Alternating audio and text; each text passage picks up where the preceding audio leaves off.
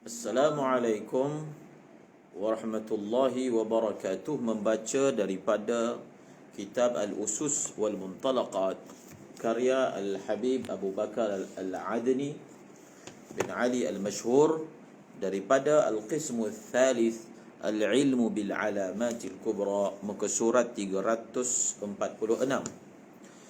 Nassatil ahadithu syarifatu ala al-alamatil kubra al-yaqiniyati وهي 10 علامات أو 10 آيات متتابعة الوقوع، إلا أن الأحاديث لم تذكرها جملة واحدة في حديث واحد، بل اختلفت روايات الأحاديث في التعداد، ويكاد أن يكون الحديث الذي أخرجه مسلم عن حذيفة رضي الله عنه أشمل الأحاديث ذكرا لهذه الآيات العشر.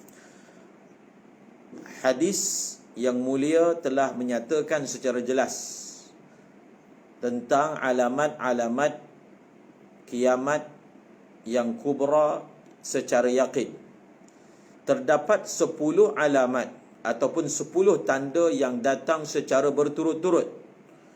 Cumanya hadis-hadis tersebut tidak menyebut ke 10 tanda-tanda itu secara berkumpul di satu tempat. Bahkan terdapat perbezaan di antara hadis-hadis pada bilangan. Maksudnya ada yang menyebut kurang daripadanya.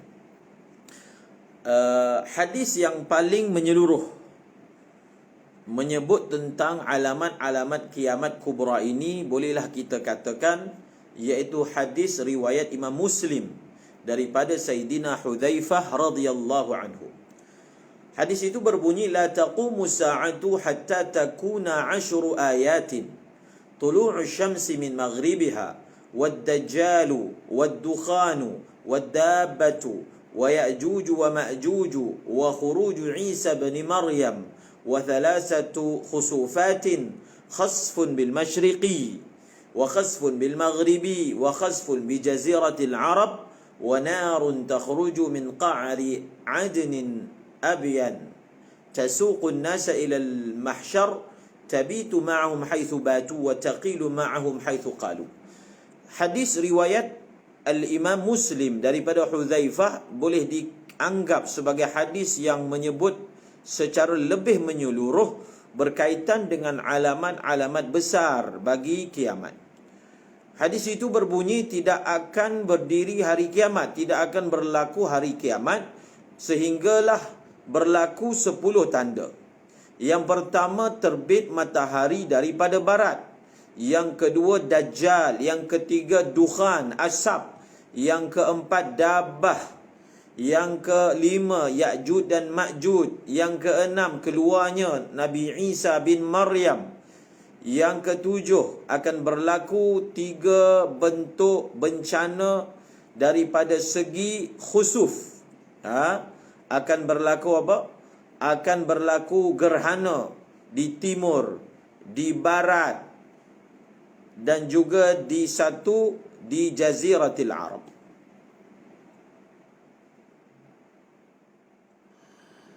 Dan api yang akan keluar daripada bawah tanah di negeri Aden, Yaman.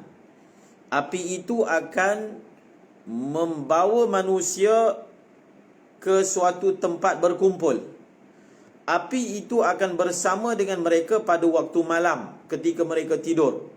Api itu akan bersama dengan mereka pada waktu tengah hari ketika mereka tidur. Walladhi yadhharu min istiqra'il ahadithi wa ma taba'ahu al-ulama hawla dhalika أن الترتيب الزماني في الأحاديث للآيات مختلف من حديث لآخر، بعضها يشير إلى تقديم وبعضها يشير إلى تأخير، وخلاصة الأمر يرجع إلى 3 أحوال. Kata pengarang Al-Habib Abu Bakar Al-Adni, berdasarkan kajian terhadap hadis-hadis dan apa yang ulama telah melihatnya berkaitan dengan tertib masa, kita tengok susunan perkara-perkara yang disebutkan dalam hadis tadi. susunan datangnya perkara-perkara tadi. Contohnya dalam riwayat yang kita baca tadi, disebut Ya'juj dan Ma'juj, selepasnya keluarlah Nabi Isa. Berdasarkan kajian terhadap hadis-hadis akhir zaman, maka didapati tertib susunan kedatangan peristiwa-peristiwa itu berbeza antara satu hadis dengan hadis yang lain. Ada sebahagian hadis yang menunjukkan satu peristiwa datang dulu, tetapi ada juga sebahagian hadis yang menunjukkan peristiwa yang sama yang disebut dalam hadis yang lain datang dahulu, tetapi di dalam hadis yang lain disebut datang kemudian. Wa khulasatul amri yarji'u ila thalathati ahwal. Kesimpulannya, ia kembali kepada 3 keadaan. Yang pertama, awalul ayatil ashri, daripada 10 tanda yang telah disenaraikan dalam hadis Muslim tadi. Ini berdasarkan istiqra' dan juga kajian, boleh kita simpulkan bahawasanya daripada ke-10 tanda-tanda yang telah dinyatakan tadi, yang pertama sekali datang adalah Dajjal, kemudian Nabi Isa, kemudian Ya'juj dan Ma'juj, terbitnya matahari daripada barat, yang dia datang bersama dengan tanda-tanda yang lain. Dan alamat kedatangan Imam Mahdi adalah alamat yang berada di antara alamat-alamat kiamat yang wusta dan alamat-alamat kiamat yang kubra. Maksudnya berdasarkan hal yang pertama. Berdasarkan hal yang pertama, kedatangan Imam Mahdi itu berada di antara alamat-alamat kiamat wusta dan juga alamat-alamat kiamat kubra. Wa khasatan anna kafatar riwayatil khasa bil alamatil kubra. Mengapa dinyatakan seperti ini? Sebab kita melihat semua riwayat-riwayat yang menyebut secara khusus tentang alamat-alamat kiamat kubra tidak menyebut Imam Mahdi di dalam susunan alamat tersebut. Dan Imam Mahdi, alamat kedatangan Imam Mahdi disebut di dalam hadis secara berasingan. Jadi ini hal yang pertama. Maksudnya susunan berdasarkan kesimpulan pertama, iaitu yang mula sekali datang al-imam, iaitu Dajjal. Dajjal itu yang pertama sekali datang. Dan berdasarkan kesimpulan ini, maknanya Imam Mahdi itu datang sebelum lagi daripada Dajjal. Inna awwal al-ayatil ashri al-Mahdiyul muntazar, thumma ad-Dajjal, thumma Isa alaihi salam, thumma Ya'juj wa Ma'juj, thumma ad-dukhan wal khusufatu thalatha, ثم طلوع الشمس من مغربها وما تلاها من الآيات. وأوسع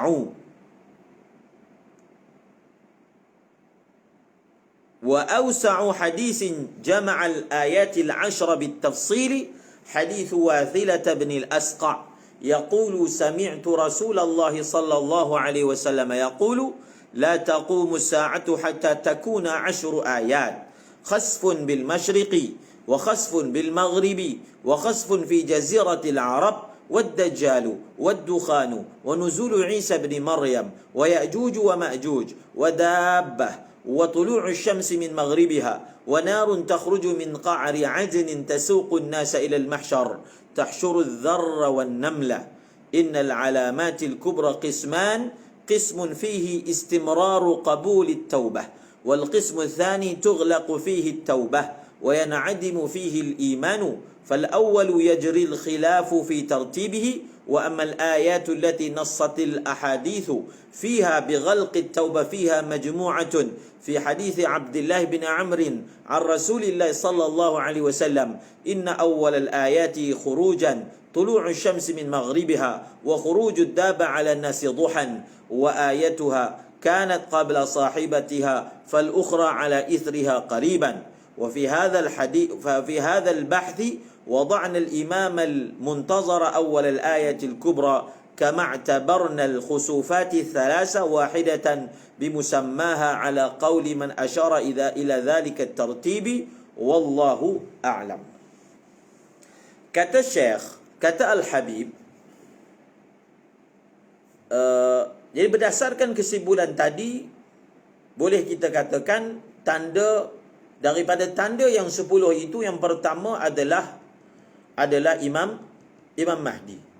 Yang kedua Dajjal, yang ketiga Isa bin Maryam alaihi salam, kemudian Ya'juj dan Ma'juj, kemudian datangnya dukhan, asap, dan datangnya khusuf yang 3. Kemudian datang pula terbitnya matahari daripada sebelah barat dan tanda-tanda yang datang selepasnya.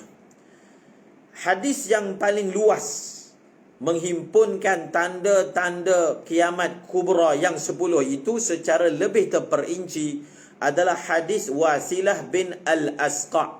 Hadis ini ada dalam kitab Musnad, dalam Sunan Ibni Majah dan juga Musnad Imam Ahmad. Hadis itu berbunyi tidak akan berlaku hari kiamat sehingga berlakulah 10 tanda. Yang pertama adalah berlakunya gerhana di timur, di barat dan juga di Jaziratil Arab. 3. Kemudian keluarnya Dajjal, dukhan, turunnya Nabi Isa, kemudian Ya'juj dan Ma'juj, dan akan keluar dabah sejenis binatang, dan terbitnya matahari daripada barat, dan keluarnya api daripada belah bumi Adan, yang api itu akan heret manusia ke suatu tempat penghimpunan, sehingga api itu dia akan mengumpulkan semut yang kecil dan semut yang besar. Kata Syekh, tanda-tanda kiamat yang besar ni, kubra ini, ada 2 bahagian, ada 2 jenis. Ini berdasarkan hadis. Yang pertama, tanda-tanda kiamat walaupun sudah berlaku tetapi masih lagi diterima taubat. Masih lagi diterima taubat. Tanda kiamat besar yang bahagian kedua, apabila dia berlaku maka ditutup pintu taubat. Jadi tanda kiamat yang besar ada 2 bahagian. Yang pertama, walaupun dia sudah berlaku, taubat masih diterima. Yang kedua, tanda kiamat yang besar yang apabila dia berlaku maka tidak lagi diterima taubat dan tidak lagi diterima iman, iaitu apabila terbitnya matahari daripada sebelah barat. Maka bahagian yang pertama itu, tanda-tanda kiamat besar yang masih lagi boleh diterima taubat itu, berlaku perselisihan tentang susunan dia. Contohnya Imam Mahdi, Ya'juj dan seumpamanya. Adapun tanda-tanda kiamat besar yang hadis menyebut secara jelas bahawasanya apabila ia berlaku ditutup pintu taubat, maka dia terhimpun di dalam hadis riwayat Abdullah bin Amr bin Al-As daripada Rasulullah sallallahu alaihi wasallam. Hadis ini ada dalam kitab Sahih Muslim. Sesungguhnya tanda yang pertama akan keluar, maksudnya tanda pertama, walaupun hadis ini sebut tanda yang pertama, tapi bahagian yang kedua, iaitu terbitnya matahari daripada sebelah barat dan keluarnya dabbatul ar kepada orang ramai pada waktu duha, dan wa ayyatuha kanat qabla sahibatiha fal ukhra ala ithriha qariban. Mana-mana daripada tanda yang datang sebelum kawannya, maksud sebelum tanda yang lain, maka pasti yang lain itu akan datang menyusulinya dalam masa yang dekat. Itu dalam hadis riwayat Muslim. Dan kata Syekh Al-Habib, di dalam perbahasan ini kami menjadikan tanda dalam bentuk kedatangan Imam Mahdi yang ditunggu-tunggu sebagai tanda kiamat besar yang pertama. Seperti mana kami telah kumpulkan menjadi satu 3 gerhana, peristiwa gerhana yang akan berlaku itu, walaupun 3 peristiwa, tetapi kami nomborkannya dalam satu nombor sahaja. dan akan menyusuli.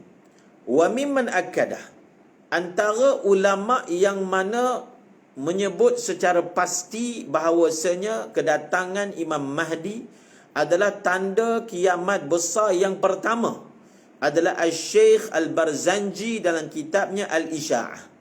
Al-Isya'ah adalah sebuah kitab yang dikarang oleh Alama Al-Barzanji, Al-Isya'ah fi Asyratis Sa'ah. Beliau menyebutkan dalam bab yang ketiga pada tanda-tanda kiamat yang besar, tanda-tanda kiamat yang menakjubkan, yang mana selepas tanda-tanda besar itu akan datangnya kiamat. Beliau sebut banyak, tetapi antara tanda tersebut adalah kedatangan Al-Imamul Mahdi, dan beliau sebut wahiya awwaluha. Ini adalah tanda yang pertama daripada tanda-tanda yang besar. Wa ya'ti tasalsulul alamatil kubra al-yaqiniyatil ashri على القول الثاني وهو ما رتبنا عليه العرض في كتابنا هذا كالتالي. Dan akan datang susunan dan tali temali tanda-tanda kiamat yang besar yang disifatkan oleh Al-Habib sebagai tanda-tanda kiamat yang yakin. Dan ini berdasarkan qaul yang kedua. Dan susunannya seperti berikut yang kami bentangkan dalam kitab ini. Maka ini yang beliau puas hati dengan susunannya, iaitu pertama Al-Imamul Mahdi.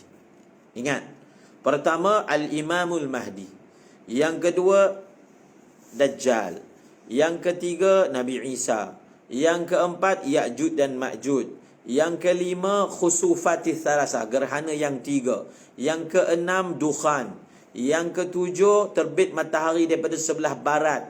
Yang ke-8 Dabah. Yang ke-9 api yang keluar daripada bawah tanah, daripada bahagian bawah Adan. Yang ke-10 apa dia? Yang ke-10 tiupan sangkakala. Setiap daripada 10 ini akan menyusul perinciannya. Maka seperti mana telah dinyatakan tadi bahawasanya kedatangan Al-Imamul Mahdi Al-Muntazar Al-Mubashshar bihi menduduki tertib ataupun susunan yang pertama, maka disebutkan di sini secara terperinci berkaitan dengan Al-Imamul Mahdi.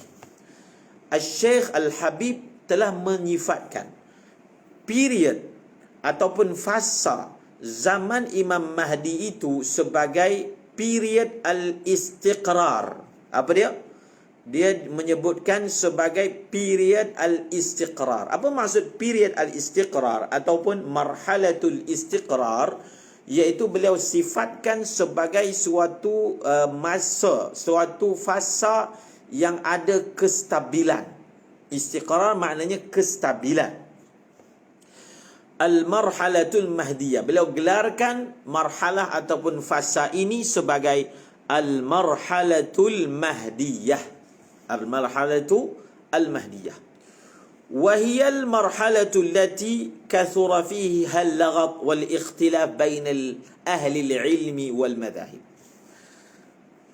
Marhalah ataupun fasa kedatangan Imam Mahdi ini adalah suatu fasa yang banyak berlaku perselisihan, banyak berlaku keriuhan di antara ulama yang mereka mempunyai mazhab-mazhab ataupun pandangan-pandangan yang berbeza. Kita biasa dengar kan, masing-masing mengatakan bahawasanya fasa inilah fasa Imam Mahdi, si fulan lah adalah Imam Mahdi dan seumpamanya. Maka di sini dinyatakan wal ikhtilafu fi mithli hadhihi al-umuri hikmatun daruriyatun la ya'lamuha kathirun minan nas. Sebenarnya kata Al-Habib, berlaku perselisihan tentang marhalah Imam Mahdi ini terdapat suatu hikmah yang sangat penting. Terdapat satu hikmah yang sangat penting yang tidak diketahui oleh ramai orang. Tidak diketahui oleh ramai orang. walakinnaha fi daqaiqi ilmi fiqhi tahawulati daruratun syar'iyyatun la budda minha. Tetapi berdasarkan ilmu fiqh tahawulat, marhalah kedatangan Imam Mahdi ini berlaku perselisihan padanya, sehingga tidak ada satu kata putus yang boleh ditetapkan. Dia merupakan adalah sesuatu tuntutan yang perlu. Maksudnya keadaan berlaku perselisihan itu perlu. Keadaan berlakunya perselisihan itu perlu dan disengajakan oleh hikmah ilahiyah. Kenapa? Kerana marhalah kedatangan Imam Mahdi ini kenapa tidak disebutkan secara jelas sehingga berlaku perselisihan? Keadaan itu adalah merupakan hikmah yang memang situasi memerlukan seperti itu. Beliau menyatakan bahawasanya tidak benda itu berlaku perselisihan kerana marhalah Imam Mahdi ini adalah satu marhalah yang perlu untuk tidak disebut secara jelas. La budda minha litamwih was satar. Tidak dia perlu diselindung. Dia perlu dikaburkan, disembunyikan. ولإشغال الأقلام وذوي الأحلام والإسلام بالروايات والأقوال فيها لا يلزم فيها الإفصاح ولا البيان لسر يعلمه الخالق سبحانه وتعالى. Dan supaya apa? Supaya menyibukkan penulisan-penulisan ulama cendekiawan yang mengkaji riwayat, maka lazim daripadanya dia itu tidak disebut secara jelas. Kerana apa? Kerana rahsia yang diketahui oleh pencipta Allah Subhanahu wa taala. Pencipta iaitu Allah Subhanahu wa taala. Haitsu innal, kenapa? Ini hikmahnya. Haitsu innal ittifaq al-mutlaq fi mithli hadhihi al-umur al-masiriyah yubrizu lil kafiri wal a'da'i amran min umur al-mustaqbal ربما بنى عليه الخصم مواقف ذات أبعاد خطيرة على الناس. Ini hikmahnya. Hikmahnya apa? Kerana sesungguhnya ittifaq, maksudnya satu kalimah sepakat tentang masalah Imam Mahdi, benda yang akan datang ini akan menzahirkan kepada orang kafir, akan menzahirkan kepada musuh-musuh Islam, musuh-musuh Imam Mahdi tentang urusan masa depan, future. Akan menzahirkan, akan mendedahkan rahsia masa depan kepada orang bukan Islam berkaitan dengan Imam Mahdi, yang mereka mungkin ejen Dajjal. Mereka akan memusuhi Imam Mahdi. Apabila rahsia itu menjadi suatu rahsia yang bukan lagi rahsia, maknanya daripada tempatnya datang itu memang disebut secara spesifik, namanya disebut secara spesifik, keturunannya, kampungnya, jalan tempat tinggalnya, kalau disebutkan secara spesifik, sehingga tak ada sebarang kekaburan padanya. Barangkali, kata beliau, orang bukan Islam, musuh-musuh akan lakukan suatu tindakan-tindakan yang membahayakan orang ramai. Wa ma'a hadha at-tamwih asy-syar'i fa innal adha wal qatl wat tashrid yasilu ila al-'adid min syara'ih ahli al-bait wa man irtabata bi fi ukhrayat az-zaman wa yastafhilu al-bala'u baina hamalat al-qarar لملاحقة أخبار وآثار هذا الإمام المنتظر والكل لا يعلمون ولا يدركون حقيقة المسألة وما أراد الله بها من خير للأمم والشعوب. Walaupun dalam keadaan hadis-hadis Imam Mahdi itu disebutkan dalam keadaan secara kabur dan tidak spesifik, pun begitu masih ataupun pun begitu berlakunya gangguan, pembunuhan, pengusiran, dalam keadaan benda tu tak jelas pun, rencana-rencana orang yang ingin membunuh Imam Mahdi yang mereka tahu secara ringkasnya datang daripada keturunan Ahlul Bait Rasulullah, maka dalam keadaan benda tu tidak spesifik pun berapa banyak gangguan, pembunuhan, pengusiran yang telah sampai kepada beberapa kumpulan daripada orang yang ada kaitan dengan Ahlul Bait, orang yang berhubung dengannya pada akhir zaman ini. Dan berlakunya bala di antara pemegang-pemegang taruh yang mana sentiasa mencari-cari, sentiasa menghantar pasukan mengintip maklumat dan kesan-kesan imam yang muntazar ini, maka semua tidak mengetahui dan tidak dapat menyelami hakikat masalah ini dan apa yang sebenarnya hakikat yang Allah inginkan, kebaikan yang Allah inginkan untuk bangsa manusia, khususnya orang Islam.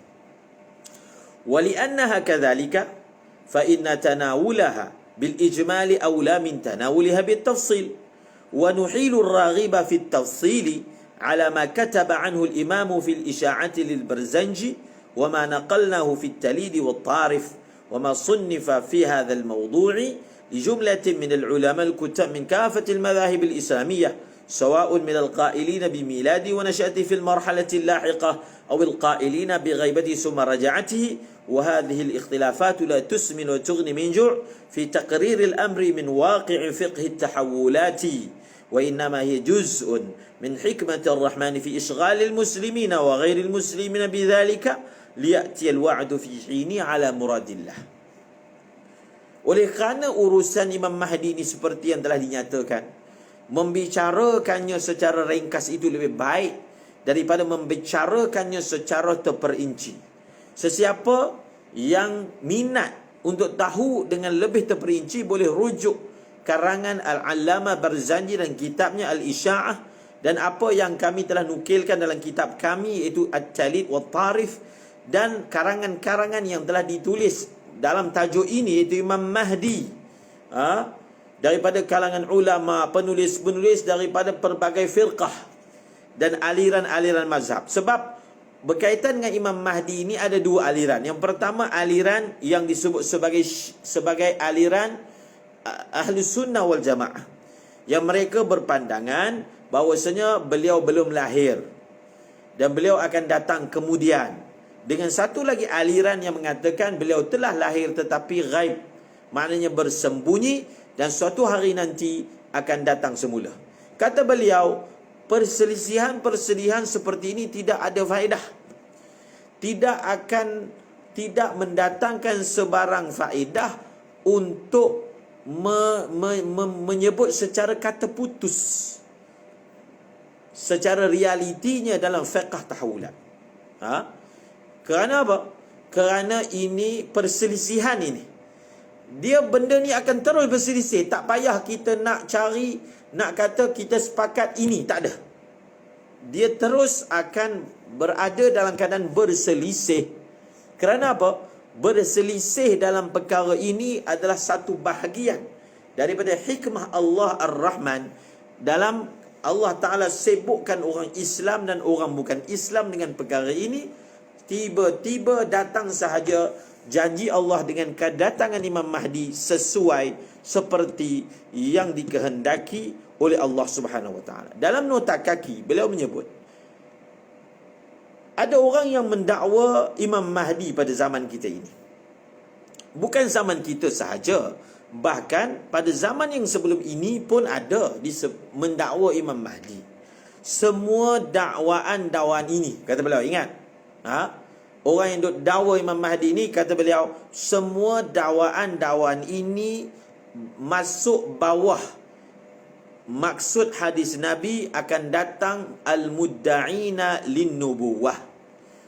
Termasuk dalam apa? Dalam apa yang Nabi sebut ada orang yang mendakwa kenabian.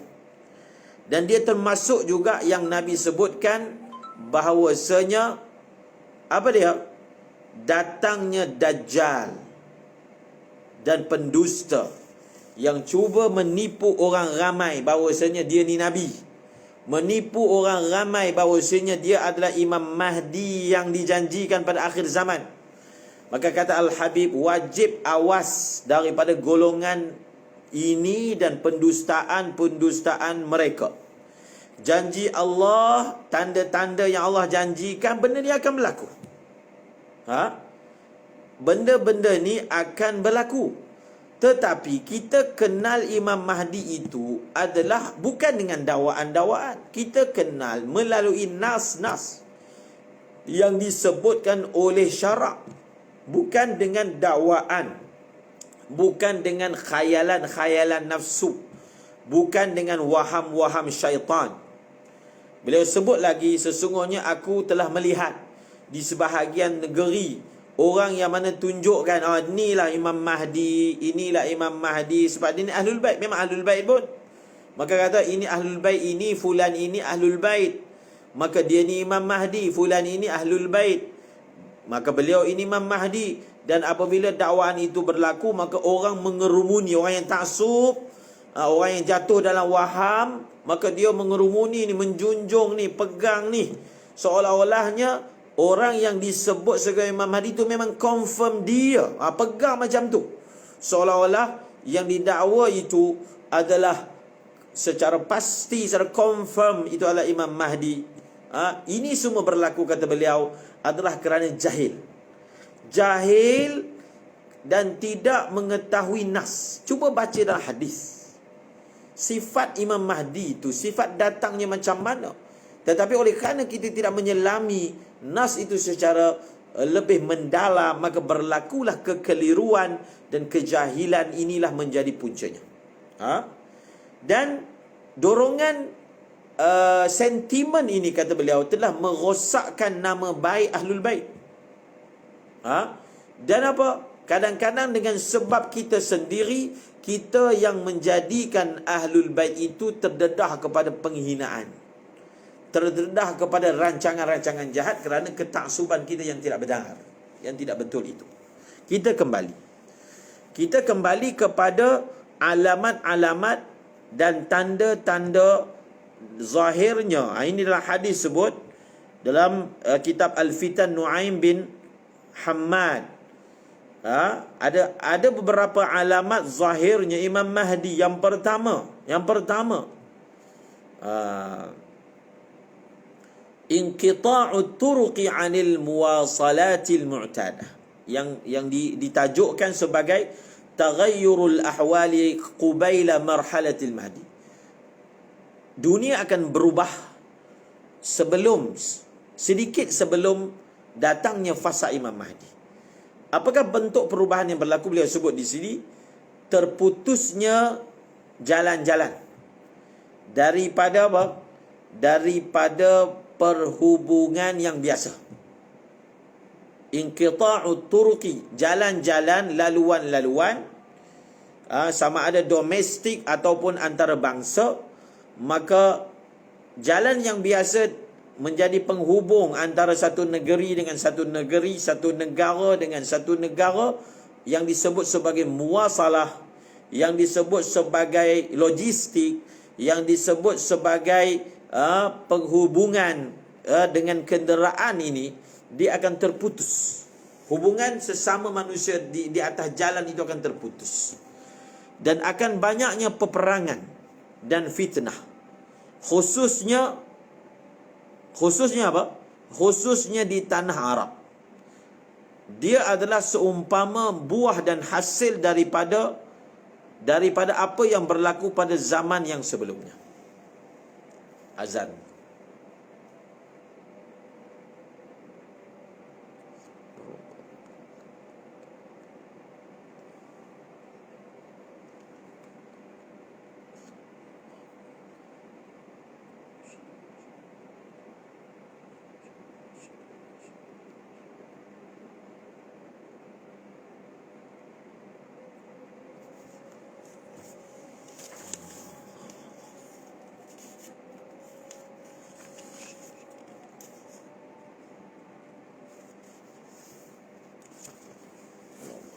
Asyhadu an la ilaha illallah.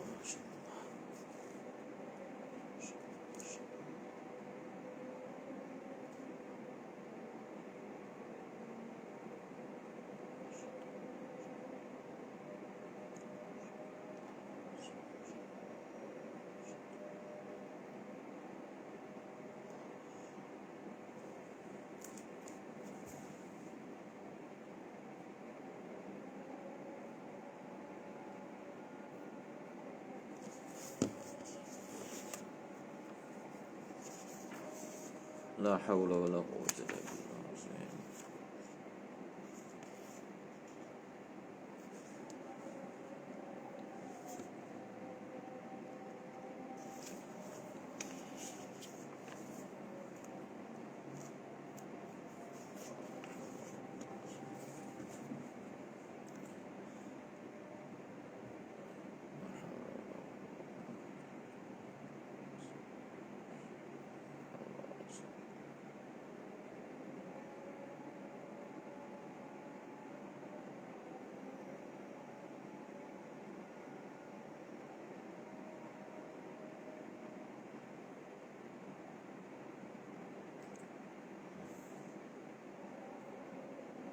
La haula wala quwwata illa billahil azim.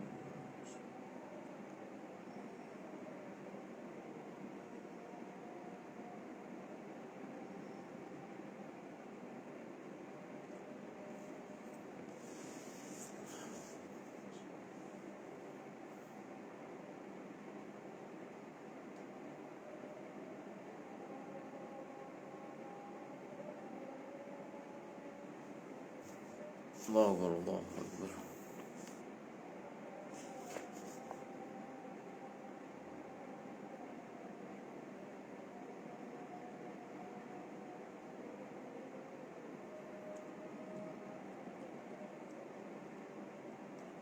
La ilaha illallah, la ilaha illallah. Allahumma shalli ala Muhammad wa ala alihi wa sahbihi.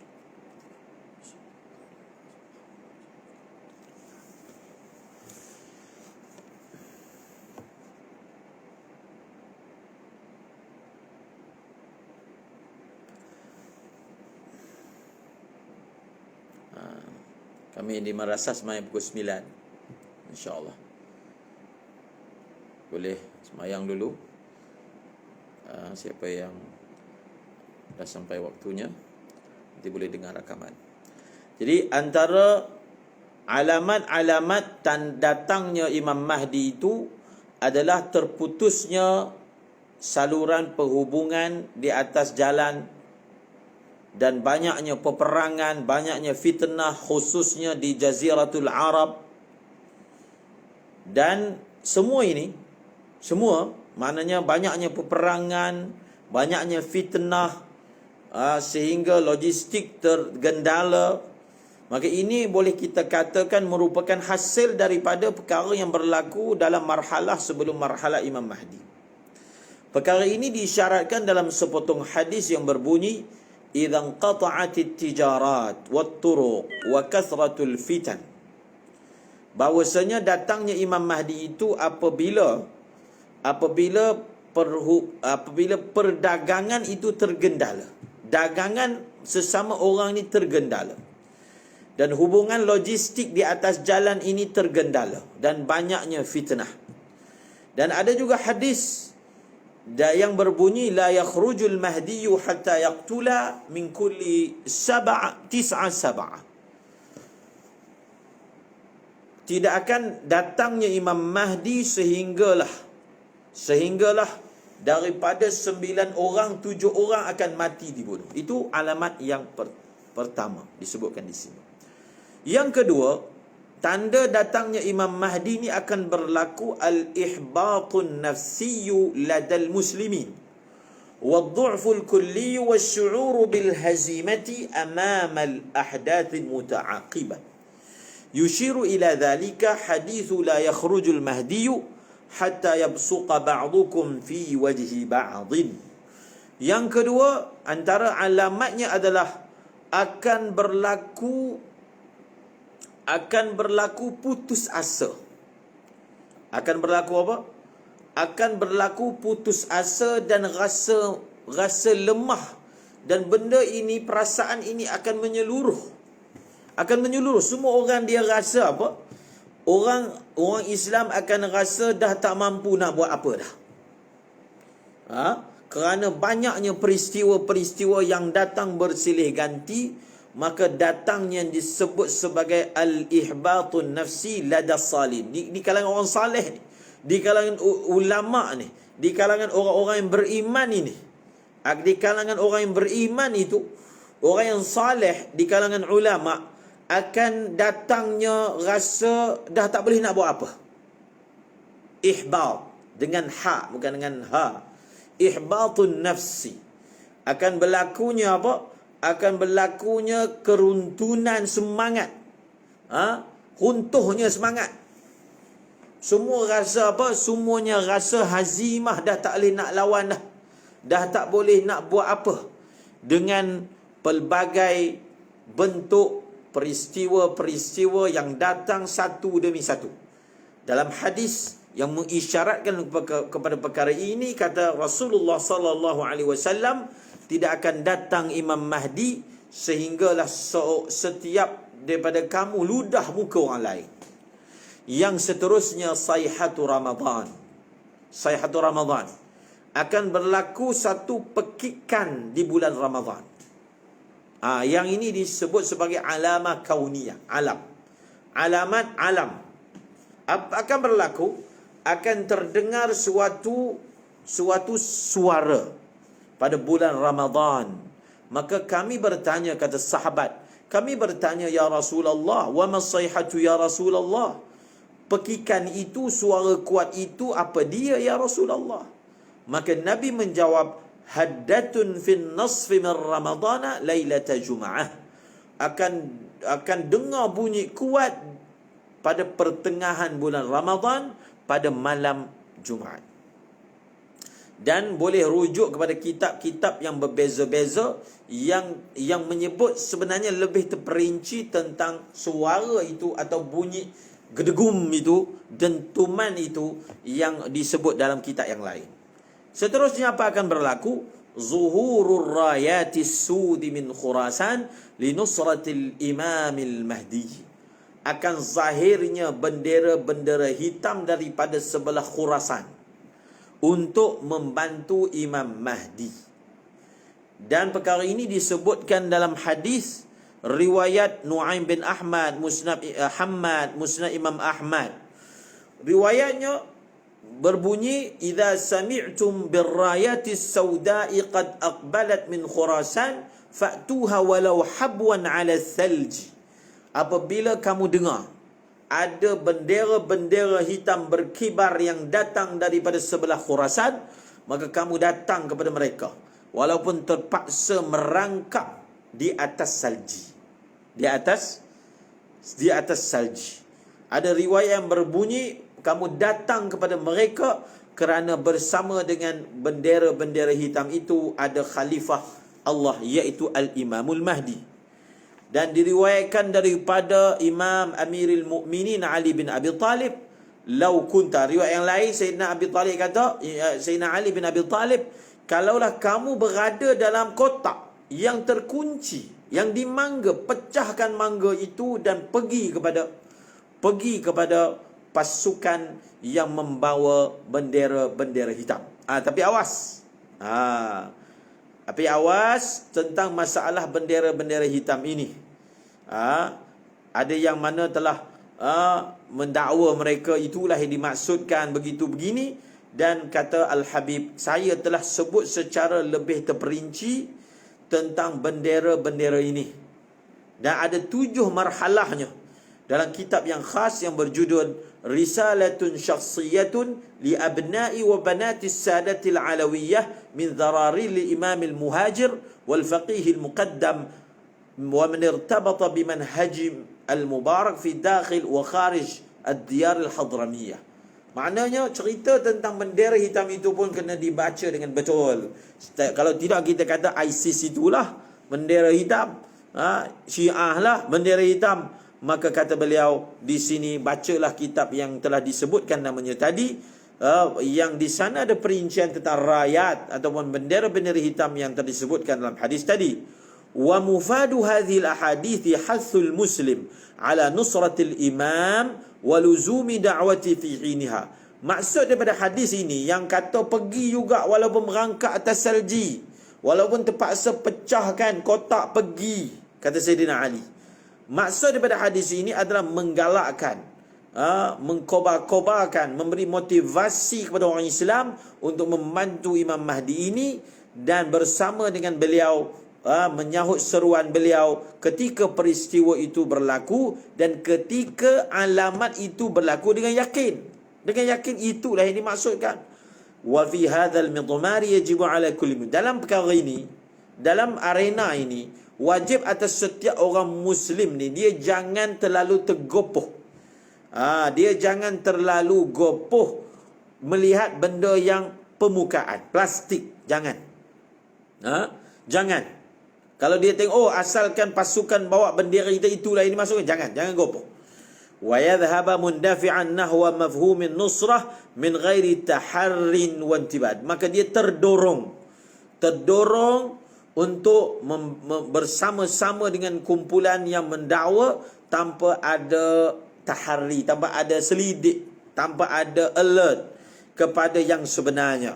Fa inna tashabuha adh-dhawahiri qad yuqi'u al-musta'jila fil khata'. Jadi oleh kerana kadang sesuatu yang tampil pada permukaan ni kadang-kadang menyebabkan orang yang gopoh ni dia jatuh dalam salah. Dia sangka inilah yang Nabi maksudkan, dia pergi join. Sebenarnya dia salah.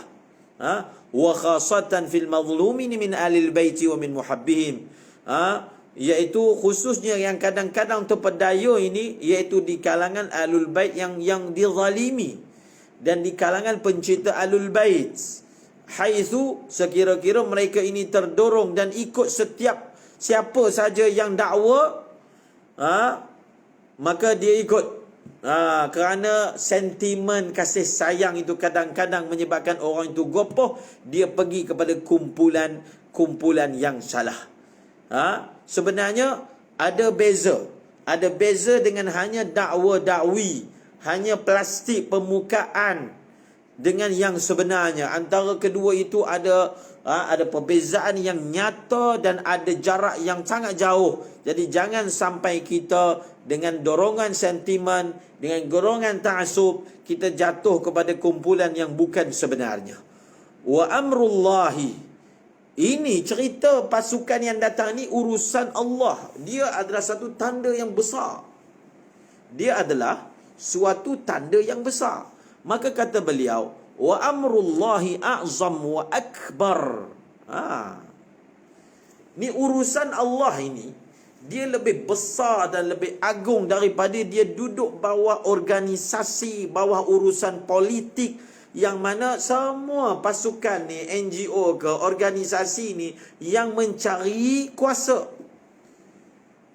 Adakah kita fikir benda sebesar ini Allah serahkan kepada orang yang menjadikan jawatan sebagai maksud dia, menjadikan politik sebagai maksud dia, menjadikan kuasa? Tak, ini adalah umurun ilahiyah yang lebih besar daripada diserahkan kepada perakus-perakus kuasa. Tidak. Yang mana tak mungkin urusan ini akan diserahkan kepada kumpulan-kumpulan yang kewujudan mereka hanya lebih mewujudkan jurang antara orang yang sembahyang, orang Islam. Maka faqaidatul fi'li wa raddil fi'li hiya ra'idatud dajli wad dajajilah abra tarikh tahawulat wa amma ma nahnu. Maka dia kata, kalau kita buat kajian lah pada fiqh tahawulat sepanjang sejarah, sifat-sifat yang mana berlakunya negatif, berlakunya respon buruk, ini semua adalah ejen-ejen Dajjal. Ini bukan yang menjadi sebab pengubah alam, tak. Ini sebenarnya tidak lebih daripada ejen-ejen Dajjal. Adapun pasukan yang disebutkan ini, maka dia hanya membawa keselamatan, kasih sayang, rahmat, dan mereka ini mewarisi kenabian dan membawa suatu khilafah yang manfaatnya lebih besar, mencakupi lembayungnya ke serata alam. Wa qad wasafatil ahadits, dan banyak hadis telah terangkan rupa Imam Mahdi itu, jalan hidupnya. Siapa yang nak lebih terperinci boleh baca dalam kitab kami At-Talid wa Tarif dan kitab-kitab yang lain. Tapi di sini akan disebutkan juga lebih kurang tentang sifat-sifat Imam Mahdi itu. Apa yang beliau akan buat? Pertama, ya'malu ala nashri sunnah wa imatatil bid'ah. Dia akan bekerja untuk sebarkan sunnah dan menghapuskan bid'ah. Akan sebarkan sunnah dan menghapuskan bid'ah. Dan beliau tidak akan apa? Tidak akan menjagakan orang yang tidur, tidak akan menumpahkan darah. Beliau akan berjuang untuk menghidupkan sunnah. Dan beliau akan menghidupkan agama di akhir zaman seperti mana yang dihidupkan oleh Rasulullah sallallahu alaihi wasallam. Ada nas hadis yang berbunyi, yubaya'ul mahdi bainar rukni wal maqam. Imam Mahdi itu akan dibaiat di antara rukun Yamani dan juga ada rukun Hajarul Aswad dan juga Maqam Ibrahim. Dan beliau ini tidak akan menjaga orang yang tidur. Maksudnya dia bukan macam asyik semua nak bunuh orang. Bukan mendakwa daripada golongan Imam Mahdi, tetapi maksud dan sasarannya bunuh orang, timbulkan kekecohan. Ini Imam Mahdi disebutkan dalam hadis, orang yang tidur pun tak terjaga. Maknanya begitu sekali keamanan dan juga begitu sekali hikmah yang disebarkan.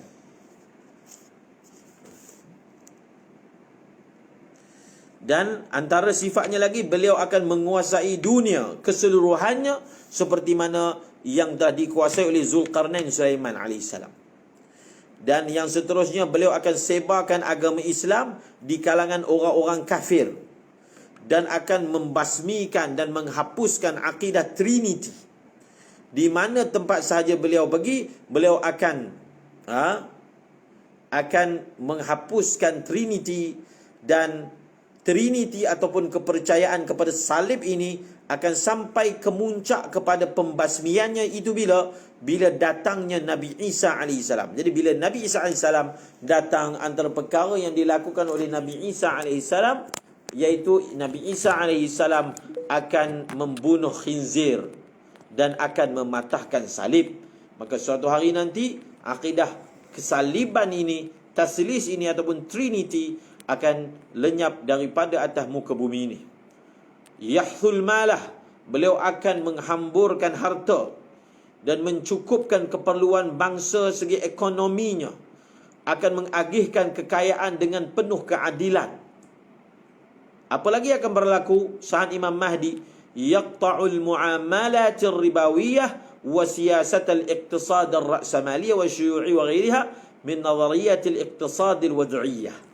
Beliau akan menghapuskan sebarang bentuk transaksi dalam bentuk riba, dalam bentuk kapitalism dan komunisme dan apa sahaja teori-teori ataupun ideologi ekonomi yang diasaskan oleh civil, yang bukan diasaskan oleh syarak, maka semua perkara ini akan dihapuskan oleh beliau.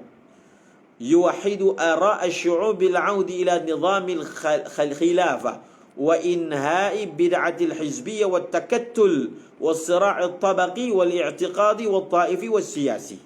Dan beliau akan menyatu padukan saf-saf bangsa-bangsa umat Islam, membawa mereka kembali kepada jalan khilafah dan menghapuskan bid'ah apa? Bid'ah kepartian, bid'ah perkumpulan dan perkelahian dengan sebab kasta, dengan sebab mazhab, dengan sebab bangsa, dengan sebab politik.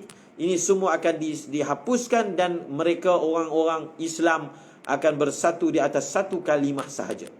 Bal wa yu'idul muslimina ila usulid diyanati fi ususiha al-mushtarakah ba'idan 'anit tashriki wat tabdi'i wat tadlili 'inda qaumin wa ba'idan aidan 'anil sira'i al-madhhabi al-musayyas bi kulli suwarihi wa ashkalihi وبعيدا عن الإفراط والغلو في الاعتقاد عند الآخرين وفيه عن الليث عن طاووس قال علامة المهدي أن يكون شديدا على العمال جوادا بالمال رحيما بالمساكين.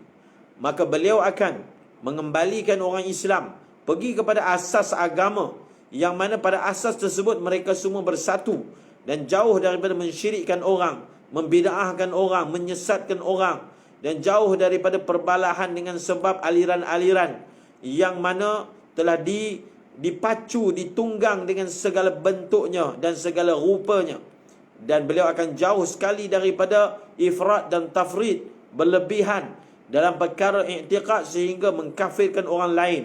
Dan diriwayatkan daripada Lais daripada Tawus, beliau berkata, alamat Imam Mahdi, beliau ini sangat tegas dengan gubernur-gubernur, dengan petugas-petugas, dengan penguasa-penguasa, dan beliau sangat bermurah hati dengan harta dan sangat mengasihi orang miskin. Ini disebut dalam kitab Al-Fitan dan isnadnya hasan.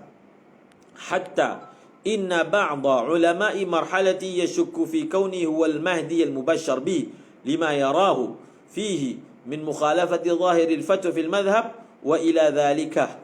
Ini satu perkara disebut, sehingga ingat, bila Imam Mahdi datang, ada sebahagian ulama pula yang ragu-ragu, betul ke dia ni Mahdi?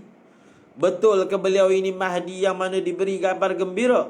Sebab ada pandangan-pandangan beliau yang mana bersalahan dengan zahir fatwa dalam mazhab. Pada ketika itu kita berkumpul dan mengikut beliau. Seterusnya apa yang akan dilakukan? Yusahhihu mafhum al-hurriyyati wa huquq al-insan wa yu'iduha ila mawqi' as-sahih min bawadil Islam as-samha wa yaqta'u at-tadakhulat ath-thaqafiyyah al-munharifah bikafati namadhijiha wa suwariha at-ta'limiyyah at-tarbawiyyah wal-i'lamiyyah wal-thaqafiyyah. Dan beliau akan memperbetulkan kefahaman berkaitan dengan kebebasan dan hak-hak manusia, human right. Dan beliau akan mengembalikan setiap kefahaman itu pada tempat yang betul, di atas asas-asas Islam yang toleransi. Dan beliau akan menghapuskan sebarang bentuk, sebarang kesurupan. Maknanya perkara-perkara yang menyusup masuk pemahaman yang songsang tentang budaya, rupanya dalam pendidikan, dalam pembelajaran, dalam media. Semua perkara ini, segala bentuk media yang menyeleweng itu akan diluruskan. Kefahaman yang salah berkaitan dengan pendidikan, pentarbiyahan, itu semua akan diletakkan di atas jalan yang lurus. Seterusnya apa akan berlaku? Zuhurul barakah fi at-ta'ami wal intaj az-zira'i wal hayawani bi iqamati wa da'mi mabda'i al-iktifa'i adh-dhati wa tashih al-'ilaqat bayna an-nasi litasud ar-rahma wal mahabba wal wi'am khususan fi al-marhalati al-ula min istiqrar hayati siyasiyah wal iqtisadiyah. Akan zahirnya keberkatan pada makanan dan hasil pertanian dan juga binatang, dengan mendirikan asas berpada dengan apa yang ada dan membetulkan hubungan sesama manusia. Supaya apa? Supaya rahmat, kasih sayang dan persatuan itu mengumumi, menjadi umum, khususnya pada zaman yang pertama, period yang pertama daripada period kestabilan kehidupan, kestabilan pentadbirannya dan juga ekonomi. Kemudian apa lagi akan berlaku? Imam Mahdi akan masuk dengan pertempuran. Pertempuran dengan siapa? Dengan tentera Sufyani. Dia ada peristiwa yang disebut Sufyani yang kedua. Sufyani awal, Sufyani tsani. Akan berlaku tentera Sufyani akan bertembung dengan Imam Mahdi. Apa akan berlaku?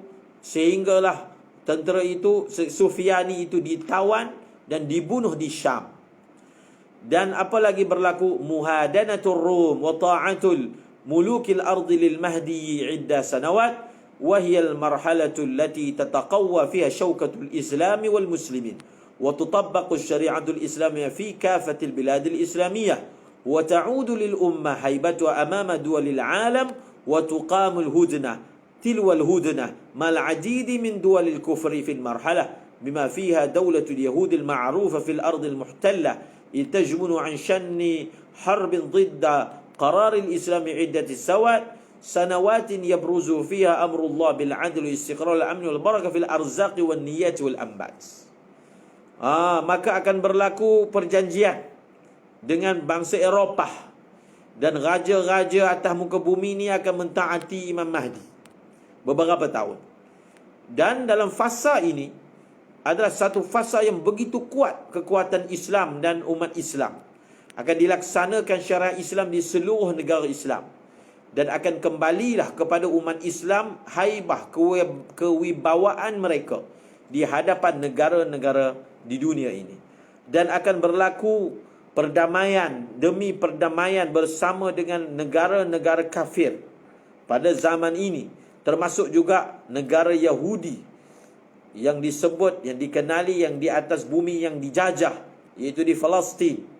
Pada ketika itu mereka pun tak berani nak melancarkan peperangan berdepan dengan Islam. Beberapa tahun lamanya pada tahun tersebut akan zahirlah perintah Allah, akan zahirnya keadilan, kestabilan, keamanan, keberkatan pada rezeki, pada tumbuh-tumbuhan, dan juga pada niat-niat orang Islam. Kemudian berlakulah fasa yang kedua ataupun marhalah yang kedua daripada marhalah Imam Mahdi, iaitu apa marhalah yang kedua? Yang disebut sebagai intiqadul ura minar Rum ma'ar Rum allati kanat muhadinatan lil Mahdi. Sebelum ini Rom, bangsa-bangsa Eropah, mereka telah berdamai dengan orang Islam. Maka akan sampai satu masa mereka akan menarik diri daripada perdamaian tersebut, melanggar perdamaian tersebut. Maka akan mulalah berlakunya peperangan. Ini episod yang kedua daripada kedatangan Imam Mahdi. Akan berlakunya peperangan semula. Rom akan mula memerangi Syam, menguasainya. Akan berlaku pertempuran sekali lagi sehingga Imam Mahdi berjaya menewaskan Rom dan menyerang mereka di bumi mereka sendiri, mengambil harta ghanimah mereka, bawa ke Baitul Maqdis. Dalam Al-Isyam menyebut sebagai Al-Malhamatul Uzma, pembukaan Konstantinopel, keluarnya Dajjal. Ini semua berlaku dalam tempoh 7 bulan.